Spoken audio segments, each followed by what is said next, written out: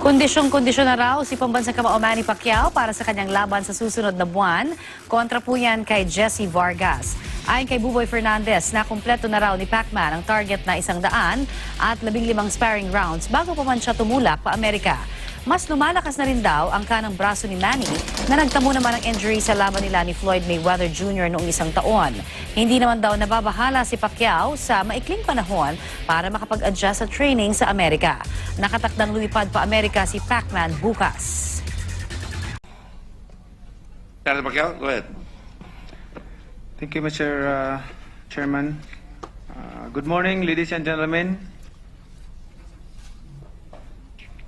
The problem of our country with regard to drug trafficking and drug abuse has grown into an emergency situation that now merits urgent action.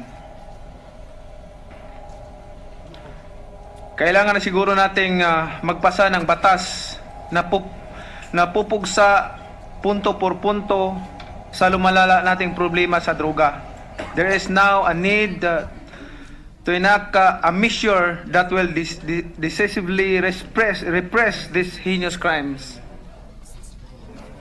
For this reason, I filed Senate Bill number 185, an act of impose the death penalty and increase the penalty in certain dangerous drugs crimes, amending for that purpose other special penal laws and for other purposes on the basis of Article 3, Section 19 of the 1987 Constitution, which states that excessive fines shall not be imposed, nor cruel, degrading, or inhuman punishment. Punishment inflicted. Neither shall the penalty be imposed unless for compelling reason involving heinous crimes. The Congress hereafter provides for it. This particular section has been debated upon the framers of our Constitution. Father Joaquin Bernas wanted to abolish the imposition of the death penalty. He proposed the Section 19 be written as, excessive fines shall not be imposed, nor cruel, degrading, or inhuman punishment inflicted. Death penalty already imposed shall be commuted to reclusion perpetua. However, Commissioners Arturo Padilla and Christian Munsod opposed to this proposition. During the deliberations, they advocated to add the exemption and imposing the death penalty by adding to the provision. Unless for compelling reasons involving heinous crimes, the Congress hereafter provides for it. Their suggestion prevailed and was adopted by the Commission. True enough, this provision becomes relevant and useful in our ongoing war against drugs crimes. The provision speaks in clear language in granting Congress the authority to push for measures to reimpose the death penalty for compelling reasons. It is of my humble opinion that our current problem over heinous crimes related to the trafficking and abuse of dangerous drugs falls within the bounds of this constitutional limitation.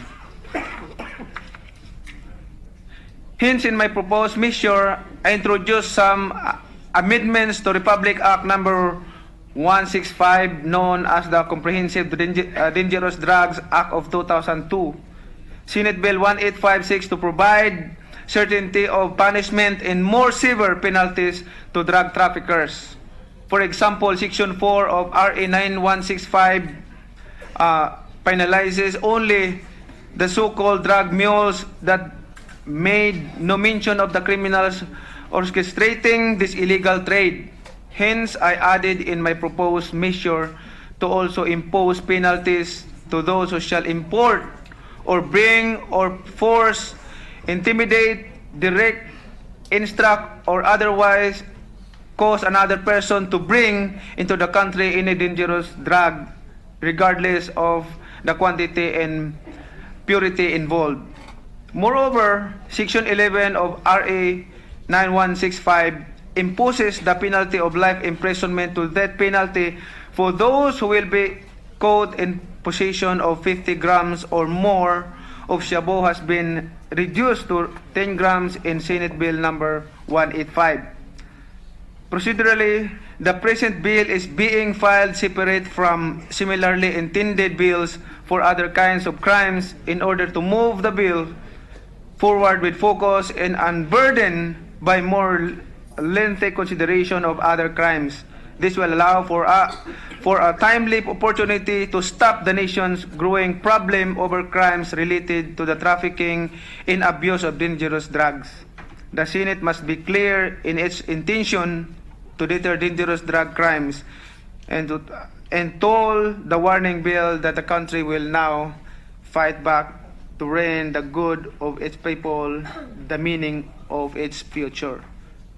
Thank you, Mr. Chairman, and that's the bill that I'm trying to pass and become a law. Thank you. Thank you, Senator Pacquiao. For the record, there's a second bill here, and I think there are other bills that have been filed. I just want to be sure that we have it all.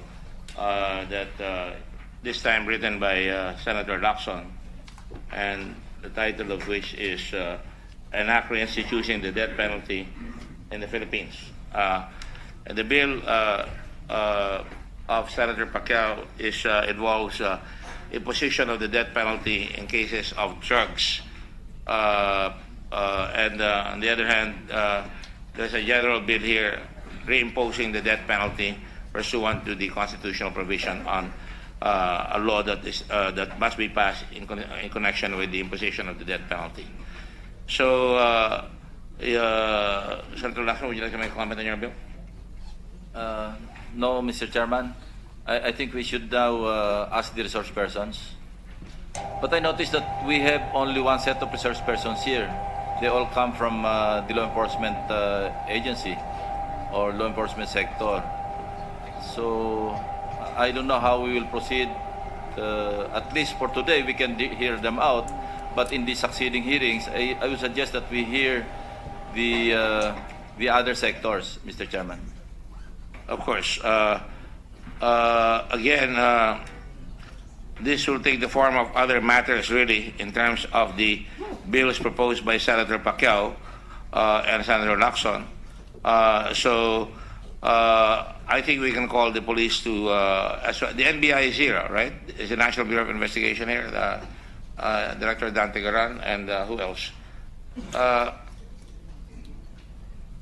Police General Ronald De La Rosa, who is represented by Police Chief Superintendent Edwin Roque, Chief Legal. Who else is here? Can you please stand up, Mr. Edwin Roque? All right, the oath has been administered to you already, right? Yes, thank you. And then the gentleman right beside you, Police Chief Superintendent.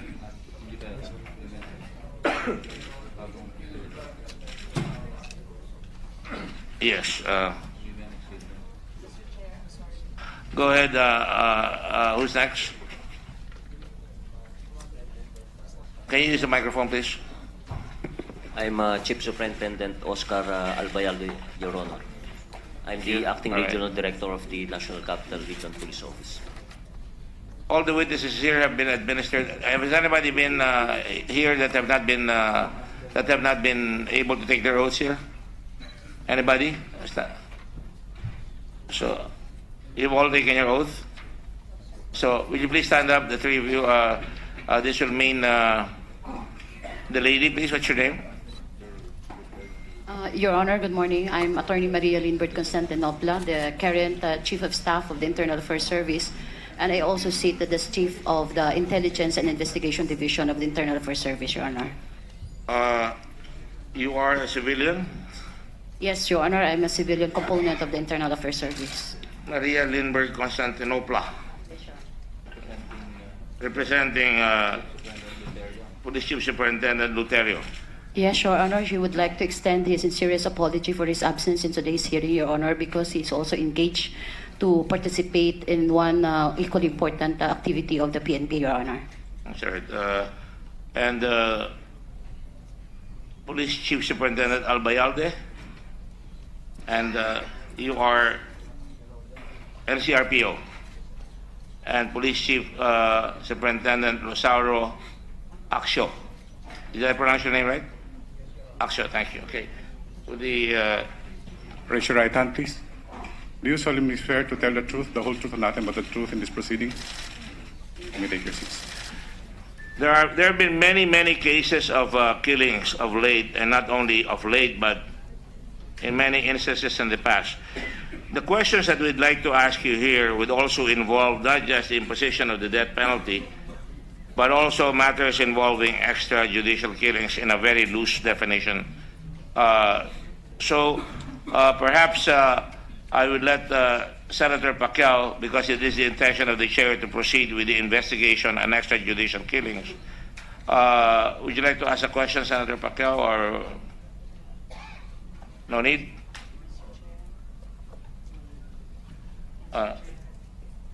Yes. Thank you, Mr. Chair. In relation again to the issue of discussing the death penalty bill, may we know whether an amended or subsequent notice was also issued to the PNP and the other offices invited today in relation to the death penalty law or bill, and whether or not they did receive an amended notice, whether they are prepared to participate in today's proceedings in relation to that bill. Are you prepared to make any suggestions on the bill and for reimposing the death penalty?